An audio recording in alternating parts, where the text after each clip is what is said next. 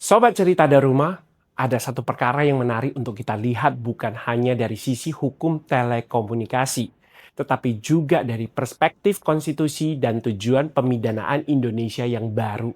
Seorang pemuda bernama Yogi Gilang Arya Setia saat ini menjadi terdakwa dalam perkara yang berkaitan dengan penyediaan akses internet menggunakan jaringan Starlink di wilayah Mentawai. Menurut dakwaan jaksa penuntut umum, kegiatan tersebut dilakukan tanpa memenuhi perizinan penyelenggaraan jaringan dan atau jasa telekomunikasi yang diwajibkan oleh pemerintah pusat. Secara hukum, tentu muncul pertanyaan. Apakah kegiatan tersebut memenuhi unsur tindak pidana sebagaimana didakwakan? Namun, cerita Daruma ingin membawa diskusinya sedikit lebih jauh. Karena perkara ini tidak hanya berbicara mengenai ada izin atau tidak ada izin. Perkara ini juga menyentuh satu kebutuhan mendasar masyarakat modern, akses terhadap informasi dan komunikasi. Ada dimensi konstitusional yang tidak boleh kita lupakan. Pasal 28F Undang-Undang Dasar Negara Republik Indonesia tahun 1945 menjamin bahwa setiap orang berhak untuk berkomunikasi dan memperoleh informasi guna mengembangkan pribadi dan lingkungan sosialnya. Konstitusi juga menjamin hak untuk mencari, memperoleh, memiliki, menyimpan, mengolah, dan menyampaikan informasi dengan menggunakan segala jenis saluran yang tersedia. Ini penting. Di era digital, akses internet bukan lagi sekedar persoalan hiburan. Internet berkaitan dengan pendidikan, kegiatan ekonomi, pelayanan publik, komunikasi keluarga, bahkan kesempatan masyarakat untuk berpartisipasi dalam pembangunan. Terlebih bagi masyarakat yang tinggal di wilayah kepulauan atau daerah dengan akses komunikasi yang terbatas. Tetapi perlu kita garis bawahi, Pasal 28F bukan berarti setiap orang otomatis bebas menyelenggarakan usaha telekomunikasi tanpa memenuhi perizinan. Hak konstitusional tetap dapat diatur oleh negara. Persoalannya adalah bagaimana negara mengatur hak tersebut secara proporsional. Dan ketika terjadi pelanggaran administratif, apakah hukum pidana harus selalu menjadi jawaban pertama? Disinilah kita perlu membedakan antara hak masyarakat dan kewajiban penyelenggara. Masyarakat mempunyai hak konstitusional untuk memperoleh informasi, sementara seseorang yang menyelenggarakan jasa telekomunikasi tetap harus memenuhi regulasi dan perizinan yang berlaku. Dua hal ini tidak harus dipertentangkan. Justru negara mempunyai dua kewajiban sekaligus: menjamin tertib penyelenggaraan telekomunikasi dan pada saat yang sama memperluas akses masyarakat terhadap informasi dan komunikasi. Karena itu, apabila suatu kegiatan muncul di wilayah yang memang memiliki keterbatasan akses internet, keadaan tersebut semestinya menjadi salah satu konteks yang dipertimbangkan dalam melihat perkara secara utuh. Lalu, bagaimana dengan pertanggungjawaban pidananya? Kalau terbukti bahwa suatu izin diwajibkan oleh undang-undang dan izin tersebut tidak dimiliki, aspek pelanggarannya tentu tetap harus diperiksa. Kita tidak boleh mengatakan karena tujuannya membantu masyarakat, maka aturan boleh dilanggar. Tidak demikian. Niat baik tidak otomatis menghapus sifat melawan hukum. Tetapi hukum pidana modern juga tidak berhenti pada pertanyaan apakah unsur pasal terpenuhi. Ada pertanyaan berikutnya yang jauh lebih penting. Untuk apa seseorang dipidana? KUHP Nasional memberi arah yang sangat jelas. Pasal 51 KUHP Nasional menjelaskan bahwa pemidanaan tidak semata-mata bertujuan melakukan pembalasan.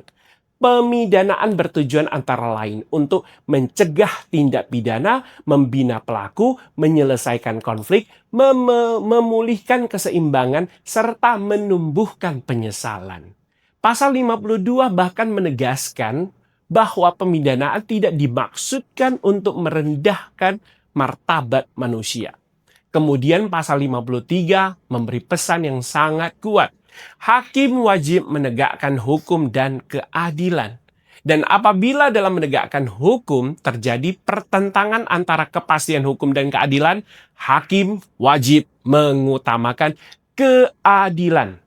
Lihat juga pasal 54 KUHP, hakim dalam menjatuhkan pidana wajib mempertimbangkan banyak hal.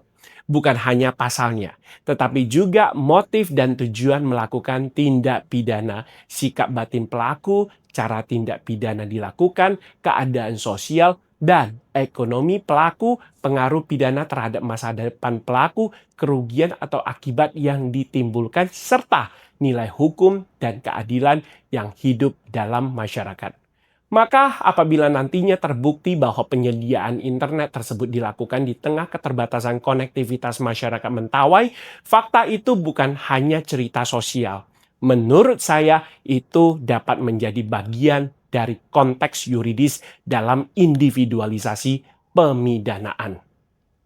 Bahkan ada norma yang lebih relevan. Dalam perkembangan hukum pidana setelah berlakunya rezim baru, terdapat prinsip bahwa terhadap undang-undang yang pada dasarnya bersifat administratif tetapi juga memuat ancaman pidana, instrumen pembinaan dan sanksi administratif seharusnya didahulukan sebelum penggunaan pidana sesuai ketentuan yang berlaku. Ini membawa kita kepada pertanyaan yang sangat konkret. Apakah sebelum perkara ini masuk ke jalur pidana, tersedia mekanisme pembinaan? Apakah pelaku pernah diberikan kesempatan untuk memperbaiki atau memenuhi legalitas usahanya? Apakah persoalan ini sebenarnya masih dapat ditertibkan melalui perizinan dan pengawasan administratif? Dan apakah penjara merupakan instrumen yang paling diperlukan untuk mencapai tujuan hukum? Disinilah titik pasal 28F Undang-Undang Dasar 1945 menjadi relevan. Bukan untuk menghapus kewajiban izin, tetapi untuk mengingatkan bahwa objek yang sedang kita bicarakan bukan barang biasa. Yang sedang kita bicarakan adalah akses masyarakat kepada informasi dan komunikasi. Hak yang mempunyai dimensi konstitusional, karena itu kebijakan hukum terhadap penyediaan akses internet, khususnya di daerah yang konektivitasnya terbatas, semestinya tidak hanya menggunakan pendekatan siapa yang melanggar izin, tetapi juga mengapa kebutuhan itu muncul. Apakah negara sudah hadir menyediakan akses yang memadai?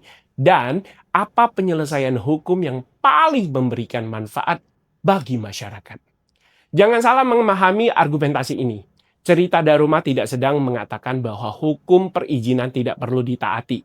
Justru kepastian hukum tetap penting. Karena tanpa regulasi, kualitas layanan, perlindungan konsumen, keamanan jaringan, dan persaingan usaha dapat terganggu. Tetapi negara hukum bukan hanya mempunyai kewenangan untuk menghukum. Negara hukum juga mempunyai tanggung jawab untuk membina, mengatur, dan memberikan solusi. Terutama apabila substansi persoalannya masih dapat diselesaikan dengan legalisasi, perizinan, pembinaan atau tindakan administratif yang proporsional. Sobat Cerita Daruma, kasus Starling Mentawai sebenarnya mempertemukan 3 lapisan hukum sekaligus. Pertama, kepastian hukum. Penyelenggaraan telekomunikasi harus tunduk kepada peraturan dan perizinan. Kedua, hak konstitusional. Pasal 28F Undang-Undang Dasar 1945 menjamin hak setiap orang untuk berkomunikasi dan memperoleh informasi. Ketiga, keadilan dalam pemidanaan. KUHP nasional meminta hakim melihat manusia, motif, akibat perbuatan, kepentingan masyarakat, dan proporsionalitas hukuman. Karena itu, pertanyaannya bukan hanya apakah ada pelanggaran, tetapi juga apakah setiap pelanggaran harus dijawab dengan penjara.